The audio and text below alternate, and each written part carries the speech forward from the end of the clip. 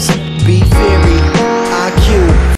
Greetings and welcome to the show, Balance. Get some in your life. Today, Blog Family, I want to talk to you about a very important subject, parenting and teaching our children or educating our children. You know, if any of you have been in the conversation with me, you'll quickly discover that I have a lot of beef or a lot of problems with the public school system and its lack of education that it's spouting out to our children. But rather than continue down that path of bitching and moaning, today I want to try to give you some insight on solving this problem in your own life. You know, a little bit of background. For years it seems my friends and family have been begging my wife and I to divulge the secrets of how to raise intelligent children. And we feel like we have some insight in this area. We do have a 9-year-old who will be entering into the 6th grade this coming up school year. Now he's going to turn 10 in September, but he has skipped a few grades.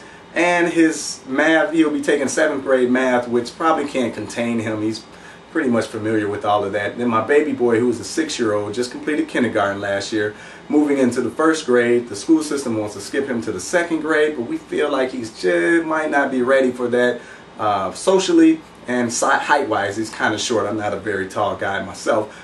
But the plan is for him to finish the 1st grade, then they're going to skip him to the 3rd grade next year. So he's already on that advanced accelerated course, and that's what it is. So what can I offer you today? What is the secret of creating quote-unquote intelligent children? It is involved parenting. There's really no secret. You have to get involved from day one. Actually, prenatal education is important as well. But to my wife and I, we would say from the ages of birth to about 4, you have a window there where you have a sponge of a child that can learn any and everything. And I advise you to throw as much as the child as you can.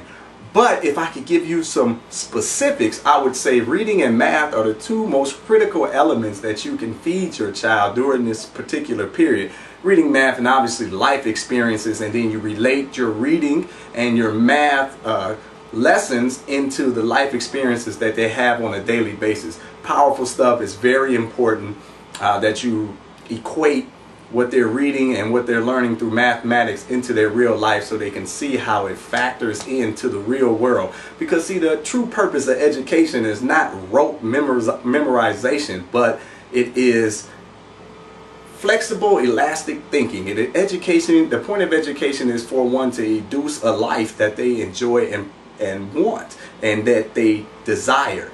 So you have to be that catalyst, because the school system seems to have forgotten that, and all they're trying to get your child to do is memorize and regurgitate things, which isn't great. See, education isn't about knowing everything. Intelligence isn't about knowing everything. It's about having a good base to draw from. But the point of education and the aim of true intelligence is how to find the answer, so that when you are venturing down the path of life and you run into you have the resources, mental power and stamina to go and find and locate the answer that you have. That might be sitting down and thinking, using your cognitive resources. That might be reading a book that might contain the answer. That might be research via the internet, encyclopedias, studying dictionaries, things of this nature. But your child has to be familiar with these tools in order to use them in advance. That's what's up. But if you, I wanted to give you a specific before I got out of here. Specifically, before your child enters into kindergarten, or I say maybe exit kindergarten, entering kindergarten would probably be better. Your aim, it should be for them to read and do math at a 2nd or 3rd grade level. The higher, the better. And don't tell me that they can't do it. It's going to take some time and energy on your part. And no, all children don't learn the same. I know my 9-year-old, all I had to do was act like we were going to learn something, and he'd come running down the stairs and he would be thoroughly excited. But my baby boy was a little bit different and had to make things a little bit more fun for him. But now that he understands that there is greatness in education, they both have grabbed it like it was candy, and they want it on a daily basis. My children are no different than yours. All children just want to be loved, appreciate, learn, and grow. That's all they want. Give it to them.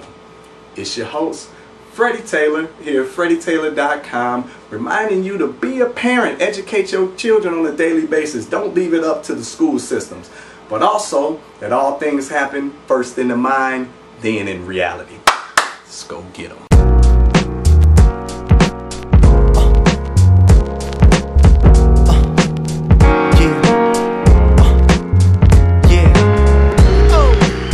Follow mentora,